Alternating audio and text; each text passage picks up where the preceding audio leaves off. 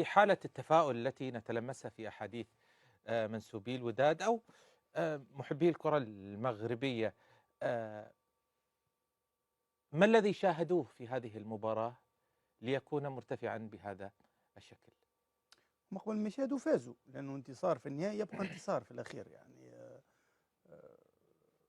عندهم أسبقية، طبعًا لازم تكون في ثقة، حتى لو تسأل يعني الجانب جنوب أفريقي بيكون عنده ثقة، بيقول لك عندي الحافز ونرجع في المباراة. الصعب كان الانتصار، المباراة ما كانش فيه فرص كثيرة، الصعب في هذه المباراة كان خلق الفرص، يعني اليوم التحدي العكسي، إنك تصنع اللعب، إنك تسجل الأهداف، هو التحدي اللي عند سان داونز. الوداد نسميه التمرين السهل، انك تتنظم دفاعيا اهم. وتحاول وتسعى انك ما تقبلش هدف.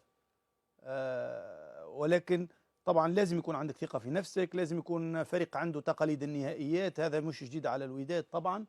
آه ولما يتكلم بجانب المحب يعني شوية جانب العاطفي، إمم. طبعا في دائما تفاؤل، في دائما روح إيجابية، ولكن أعتقد أنه كرويا بس مستحقة هذه النبرة. أي طبعًا، إيه. طبعًا، أنا قُلت لك الفوز في النهائي يبقى دايمًا فوز في النهائي، يعني في الأخير مهم جدًا.